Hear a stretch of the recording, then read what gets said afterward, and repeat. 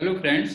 पिछले काफ़ी समय से डिफरेंट प्लेटफॉर्म्स में आप लोग देख रहे होंगे कि एलोपैथी वर्सेस रेस्ट या फिर कुछ हद तक आप कह सकते हैं कि अगेंस्ट एलोपैथी एक डिबेट चल रही है। और उस डिबेट को जो स्टार्ट किया था वो रामदेव ने किया था। और पता नहीं क्यों मैं भी कुछ दिनों पहले तक उनको बाबा रामदेव कहता था। तो मुझे ऐसा लगा कि इसमें एक हेल्दी डिस्कशन की रिक्वायरमेंट है। और आपसे भी मेरी रिक्वेस्ट है कि अगर आपके दिमाग में भी कुछ नए और इनोवेटिव आइडियाज आते हैं तो आप उनको डिस्कशन बॉक्स में ज़रूर शेयर करिएगा। उससे फ़ायदा क्या होता है कि कभी कभी जो भी पॉलिसी मेकर्स होते हैं उन तक भी वो डिस्कशंस पहुंच जाते हैं, तो वो वहाँ से अच्छे पॉइंट्स पिक करके फिर आगे चल के पॉलिसीज में ऐड कर देते हैं। और फिर ऑब्वियस ही बात है, हम सभी का उसमें फ़ायदा होता है, पूरी सोसाइटी का फ़ायदा होता है। अच्छा, कुछ दिनों पहले मैं एक डिबेट देख रहा था जिसमें ऋषिकेश एम्स के एक एलोपैथिक डॉक्टर थे। और उन्होंने ये बताया कि उनकी एलोपैथी की जितनी भी बुक्स हैं उसमें एलोपैथी टाइप का कोई भी वर्ड नहीं है। वहाँ पे वो मॉडर्न मेडिसिन यूज करते हैं, जो मुझे भी काफ़ी हद तक लॉजिकल लगा। क्योंकि not only in medical, her field में एक कंटिन्यूस रिसर्च चल रही है। तो अगर हम इसको मॉडर्न मेडिकल साइंस बोलें तो मेरे ख्याल से वो ज़्यादा बेटर होगा। मैं अपने वीडियो की शुरुआत रामदेव से ही करना चाहूँगा। वैसे मैं पर्सनली किसी की भी आलोचना करने से हमेशा बचता हूँ, लेकिन पिछले कुछ दिनों में रामदेव ने हमारी जो मॉडर्न मेडिकल साइंस है और जो भी हमारी वैक्सीन्स बनी हैं उनको जिस तरीके से नकारा है या फिर उसकी वैल्यू को कम करके आंका है। और हमारे जो डॉक्टर्स रात दिन अपनी और अपनी फैमिली की लाइफ की कॉस्ट में मरीजों की सेवाएं कर रहे हैं।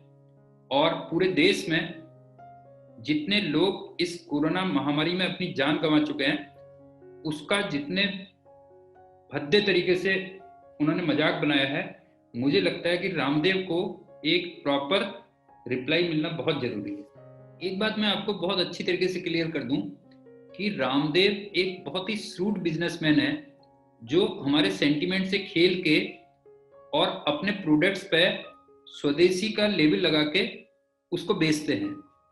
अदरवाइज वो पर्सनल लाइफ में जितने भी प्रोडक्ट्स यूज करते हैं या इवन उनके पतंजलि योग आश्रम में जितने भी प्रोडक्ट्स होंगे उसमें से कई सारे आप देखिएगा वो इंपोर्टेड होंगे। और हमारी एक्चुअल में प्रॉब्लम क्या है कि हमारी मेमोरी जो है ना बहुत कमजोर होती है। अदरवाइज कुछ साल पहले आपको याद होगा, 10-15 साल पहले की बात आई थी, उन्होंने एक फॉर्मूला दिया था कि अगर आप नाखूनों को घिसो तो सर में बाल आ जाते हैं। और उस टाइम पे मेरे को याद आता है कई लोग नाखून घिसते रहते थे, और मुझे तो ऐसा नहीं लगता कि किसी के सर में बाल आए। और अभी आपको लेटेस्ट याद होगा, जब कोरोना स्टार्ट हुआ था तो कुछ समय बाद उन्होंने बिल्कुल इतने भयंकर तरीके से अपनी कोरोनिल का प्रचार किया था कि जैसे कोरोना की पूरी मेडिसिन ही मिल गई है, मतलब अब कोरोना बिल्कुल जड़ से खत्म हो जाएगा। अच्छा, बाद में जब उनकी आलोचना शुरू हुई तो फिर उन्होंने स्टेटमेंट चेंज कर दिया कि नहीं नहीं, ये तो अब जो है इम्यूनिटी बूस्टर है। और एक चीज और आप देखिए कि जब से कोरोना स्टार्ट हुआ है या पहले से भी आप कह सकते हैं कि वो कोरोना के नाम पे जितने भी प्रोडक्ट्स बेच रहे हैं, मुझे लगता है कि 95% लोग उसको बिल्कुल फर्स्ट डे से यूज कर रहे हैं। और तब भी आप देखिए उनको अल्टीमेटली कोरोना हुआ है, ऐसा नहीं कि नहीं हुआ है जो है। तो मुझे लगता है कि हमें कोई भी चीज सोच समझ के और उसको प्रॉपर एनालिसिस करके तब किसी के बारे में डिसीजन लेना चाहिए। अच्छा, यहाँ पे मैं एक चीज और ऐड करना चाहूंगा कि वो अपनी जो योग गुरु की एक ब्रांड एम्बेसडर उन्होंने जो इमेज बनाई है उसको भी अपने प्रोडक्ट बेचने में बहुत ही चालाकी से यूज करते हैं। अदरवाइज आप ये देखो कि योग तो हमारी जिंदगी में बहुत पहले से था और वो जस्ट एक फिजिकल एक्टिविटी है, लाइक वॉकिंग, रनिंग या स्विमिंग कह लो। और किसी भी फिजिकल एक्टिविटी को कोई भी डॉक्टर या कोई भी पैथी क्यों मना करेगी। और योग केवल रामदेव ही नहीं करते, उनसे भी बहुत अच्छे अच्छे योग बाकी लोग भी करते हैं। जैसे आपने शिल्पा शेट्टी को भी सुना होगा कि वो भी बहुत अच्छा योग करती हैं। अच्छा, लेकिन उन्होंने प्रेजेंट ऐसे किया है कि जैसे उन्होंने योग को जन जन में पहुंचा दिया। लेकिन आप कभी सीरियसली देखिएगा कि आपकी पूरी फैमिली में कितने लोग रेगुलरली योग करते हैं और उसमें रामदेव का कितना कंट्रीब्यूशन है। तो मुझे लगता है कि वो आपको नेग्लिजिबल टाइप का ही दिखेगा। अच्छा, ये सारी बातें मैं रामदेव के खिलाफ इसलिए बोल रहा हूँ बिकॉज पिछले कुछ दिनों में जो मैंने उनके इतने इररिस्पॉन्सिबल टाइप की वीडियोस देखे थे, तो उससे मुझे बहुत गुस्सा है कि हमारे डॉक्टर्स का, जिनका उनको सम्मान करना चाहिए था, उनका जिस तरीके से उन्होंने उनको डिग्रेड किया, उनके कंट्रीब्यूशन को डिग्रेड किया और जितना उन्होंने उनका मजाक बनाया, वो वाकई में माफ करने लायक उनका अपराध नहीं है। और मैं उनको ओपन चैलेंज देता हूं कि वो उन्हीं डॉक्टर्स की तरह हॉस्पिटल में आएं और कोरोना पेशेंट के इलाज करें, और भगवान न करे अगर उनको कोरोना हो जाता है तो फिर वो अपने ही योग और बाकी जो अपने उनकी दवाइयां हैं केवल उसी से इलाज करें, एलोपैथी की बिल्कुल भी हेल्प न लें। अदरवाइज मैंने कई बार देखा है फिर लास्ट में वो क्रिटिकल जब भी केस होता है तो वो एलोपैथी की ही शरण में जाते हैं।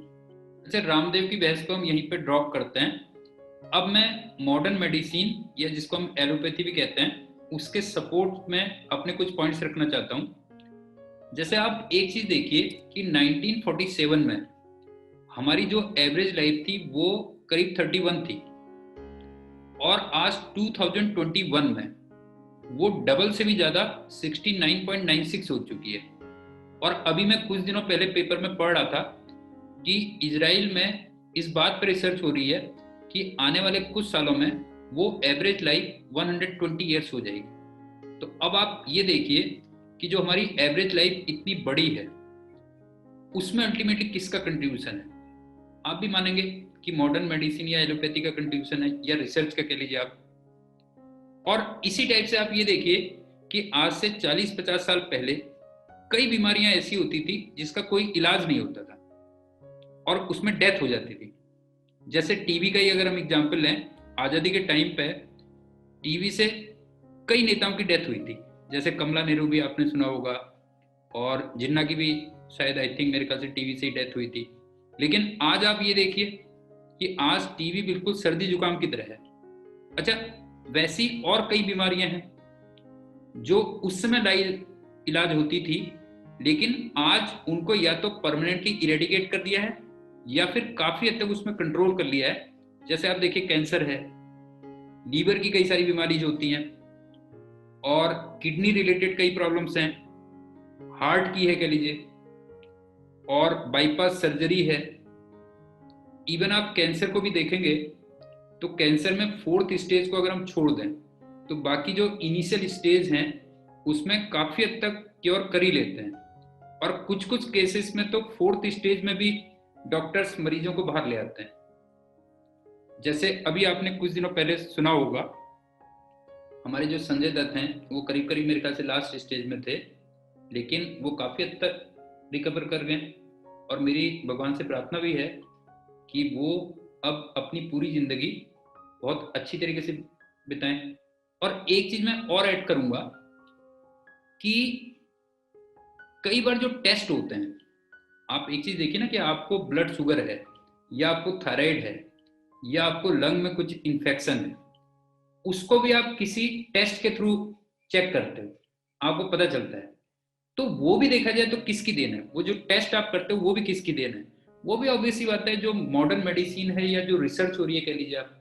तो ये कंट्रीब्यूशन हम क्यों कम करके आते हैं? अच्छा, मॉडर्न मेडिसिन में जो सबसे बड़ा आरोप लगता है वो ये लगता है कि इसके साइड इफेक्ट्स बहुत ज्यादा होते हैं। तो सबसे पहली बात तो मुझे जो लगता है वो ऐसा नहीं कि हर दवाई के साइड इफेक्ट होते हैं, कुछ दवाइयों को डेफिनेटली होते हैं साइड इफेक्ट, लेकिन साइड इफेक्ट कई चीजों के होते हैं। अगर आप देखें, आप उसको अगर प्रॉपर तरीके से नहीं लेंगे तो कई चीजों के साइड इफेक्ट होते हैं। इवन बाकी पैथीज भी अगर आप देखेंगे तो उनके भी साइड इफेक्ट होते हैं, ऐसा नहीं कि उनके साइड इफेक्ट नहीं होते हैं। जैसे आप एक चीज देखिए, जैसे दूध है, मान लो दूध पीना बहुत अच्छी बात है, लेकिन अगर आप सुबह से शाम तक दूध पिएंगे तो ऑब्वियस ही बात है वो भी आपकी बॉडी को हार्म करेगा। अच्छा, एलोपैथी या मॉडर्न मेडिसिन में जो साइड इफेक्ट्स हैं वो ऐसा नहीं कि डॉक्टर्स की नॉलेज में नहीं है और वो उसको कम करने का ट्राई नहीं कर रहे हैं, कर रहे हैं और काफी हद तक वो कर भी चुके हैं उसमें।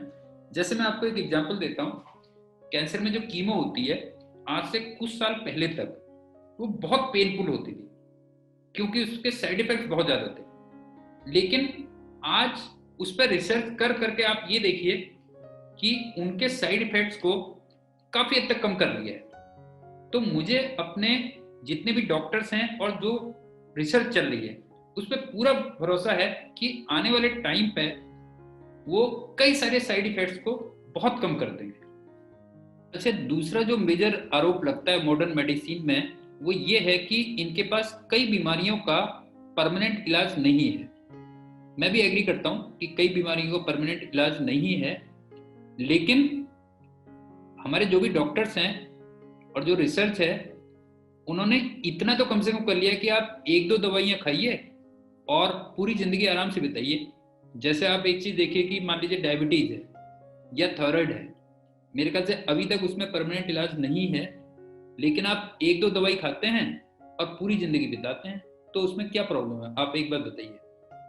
अच्छा, जहां तक जैसे रामदेव भी काफी कहते हैं, वो तो दूसरी भी उनमें कई चीजों में होता है कि आपके पास परमानेंट इलाज नहीं होता है। जैसे रामदेव की अगर आप देखेंगे तो मेरे ख्याल से आई में एक छोटी सी प्रॉब्लम है, थोड़ी बहुत प्रॉब्लम है, तो क्या उनकी पैथी में उसका कोई परमानेंट इलाज है? तो ऐसी कई चीजें होती हैं जिसका परमानेंट इलाज नहीं होता है, लेकिन उसके रहने के बावजूद भी हमारे डॉक्टर्स ने और मॉडर्न मेडिसिन ने लाइफ को बहुत इजी कर दिया, कोई प्रॉब्लम नहीं है। अच्छा, मॉडर्न मेडिसिन के सपोर्ट में मैं एक चीज और भी रखना चाहूंगा कि कई चीजों में आपने देखा होगा कि इतना फास्ट रिलीफ होता है कि आप इमेजिन नहीं कर सकते। जैसे आपने भी देखा होगा, कई बार आपके भी सर दर्द होता है, तो मेरे भी कई बार 2-3 महीने में एक बार सर दर्द होता है, तो मैं तो आधी कॉम्बी फ्लेम लेता हूँ और with in half an hour मेरा सर दर्द बिल्कुल दूर हो जाता है। और कभी कभी आपने 2-3 महीने में अगर आधी कॉम्बी फ्लेम ले भी ली तो मुझे नहीं लगता कि उससे बहुत ज्यादा साइड इफेक्ट कोई होता है। और एक एग्जाम्पल मैं यहाँ पे और आपको रखना चाहूंगा कि जब मैं इंजीनियरिंग कर रहा था तो एक बार मेरे को मम्स हो गए थे और मेरे गले में इतना भयंकर पेन हुआ कि लाइफ में पहली बार मुझे उस दिन लगा कि आज कुछ ना कुछ हो जाएगा। तो फिर मैं हॉस्टल से घर आया, फिर मेरी मदर मेरे को डॉक्टर के पास ले गई और डॉक्टर ने वहीं पे मुझे एक टैबलेट दी, और यू विल नॉट बिलीव कि उस टैबलेट को खाने के आधे घंटे के बाद मैं बिल्कुल फ्रेश था। और जबकि आप ये देखो कि ये 30 से 35 साल पहले की बात है। तो आप एक चीज बताइए कि जिस आदमी को आधे घंटे पहले ये लग रहा था कि आज कुछ ना कुछ गड़बड़ होगी और वो आधे घंटे के अंदर बिल्कुल फ्रेश है, तो क्या इतना फास्ट रिलीफ आप कभी इमेजिन कर सकते हो? तो ऑब्वियस सी बात है, सारी देन हमारी मॉडर्न मेडिसिन की ही है। अच्छा, यहाँ पे मैं एक चीज और ऐड करूंगा कि मैं चूंकि नीट एस्पिरेंट्स को पढ़ाता भी हूँ, तो आपने भी देखा होगा कि नीट का कंपटीशन बहुत टफ कंपटीशन होता है, करीब करीब 10 लाख बच्चों के बीच में कंपटीशन होता है। तो एक्सेप्शंस को अगर हम छोड़ दें तो उनके जो टॉपर्स होते हैं वो नॉर्मली एमबीबीएस या फिर जिसको हम मॉडर्न मेडिसिन कहते हैं उसको ऑप्ट करते हैं। और आगे चल के मेडिकल फील्ड में अगर कोई भी रिसर्च हो रही है तो उसमें ये डॉक्टर्स भी काफ़ी इन्वॉल्व होते हैं। तो जो टॉप के ब्रेन्स अगर रिसर्च में इन्वॉल्व हैं तो मुझे लगता है कि वैसे भी हमें उन पर ट्रस्ट करना चाहिए। अच्छा, मॉडर्न मेडिसिन पे एक ये भी कई बार आरोप लगते हैं, जैसे इवन अभी वैक्सीन पे भी रामदेव ने वो लगाया था कि ये इसका सक्सेस रेट 100% नहीं है। तो 100% सक्सेस रेट तो वैसे भी किसी भी चीज़ का नहीं होता और न ही वो क्लेम करते हैं। जैसे आप एक सिंपल सा देखिए कि कार में कई बार हम एक्सीडेंट में जान को बचाने के लिए आगे बलून लगाते हैं, तो जब एक्चुअल में एक्सीडेंट होते हैं तो 100% तो वहां भी जान नहीं बचती पैसेंजर्स की, लेकिन 95% केसेस में अगर आप देखेंगे तो काफी हद तक हम एक्सीडेंट में जो भी कैजुअलिटी होती है उसको रोक लेते हैं। तो 100% तो ऑब्वियस ही बात है किसी भी उसमें न तो होती है और न ही हमारे डॉक्टर्स ने कभी क्लेम किया है।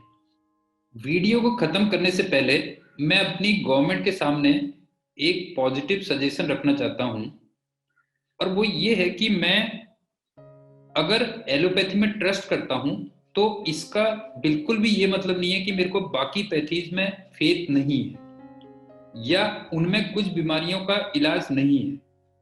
एक्चुअली प्रॉब्लम क्या है कि आपने भी देखा होगा कि बाकी पैथीज में कई बार लोग इतने बड़े बड़े क्लेम कर देते हैं कि उनसे ट्रस्ट कम हो जाता है। अच्छा, उस टाइप के क्लेम एलोपैथी में आपने थोड़े कम देखे होंगे।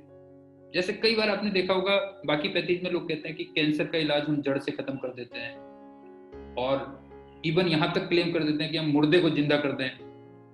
और कुछ दिनों पहले तो आपने देखा ही था कि रामदेव ने कहा था कोरोनिल मतलब जो है दवा आ गई है कोरोना की और बिल्कुल जड़ से खत्म हो जाएगा। तो एक्चुअल में इनसे क्या होता है कि ट्रस्ट कम होता है। तो मेरी गवर्नमेंट से ये रिक्वेस्ट है कि आप क्या करो, एलोपैथी, आयुर्वेदिक, होम्योपैथिक, इनका झगड़ा छोड़ो, इन सारी पैथीज को एक अम्ब्रेला के अंडर लाइए और अलग अलग बीमारियों का देखिए कि किसमें प्रॉपर इलाज है। अच्छा, उसको टेस्ट करिए और उसके प्रॉपर ट्रायल्स करिए, और उसमें फिर कौन कौन सी मेडिसिन और कौन कौन से इलाज हैं कह लीजिए आप, उनको आप अपनी वेबसाइट में अपलोड कर दीजिए। जैसे अभी भी आपने देखा होगा कि कोरोना के जो प्रोटोकॉल चल रहे थे उसके लिए हम कई बार आईसीएमआर या एम्स की वेबसाइट को देखते थे और उनको देखते थे कि इनके क्या प्रोटोकॉल चल रहे हैं, मतलब किस स्टेज पे हमें एडमिट होना चाहिए एक्सेट्रा के लिए। तो इसी टाइप से मेरा ये कहना है कि सारी पैथीज को आप एक अम्ब्रेला के नीचे लाइए और उसमें ये देखिए कि किस बीमारी का किस में इलाज है, कौन सी दवाइयां हैं, और प्रॉपर मैंने आपसे कहा टेस्ट करिए, ट्रायल्स करिए और पूरा डेटा अपनी वेबसाइट में डाल दीजिए, ताकि जो भी थोड़ा सा सोच समझ के डिसीजन लेते हैं या बाकी लोग भी कह सकते हैं, वो आपकी वेबसाइट में जाके आराम से देख लें कि अच्छा ये हमारे को डॉक्टर साहब ने ये मतलब मेडिसिन रिकमेंड की है या ये इलाज रिकमेंड किया है, और इसको हमारा हेल्थ डिपार्टमेंट या एम्स या आईसीएमआर वो भी रिकमेंड करता है। तो मुझे लगता है कि उससे हमारा ट्रस्ट लेवल हर पैथी के में काफी बढ़ जाएगा, और ये मेरे ख्याल से सारे डॉक्टर्स के लिए और हम सभी नागरिकों के लिए एक बहुत अच्छा कदम होगा। Thank you and good bye.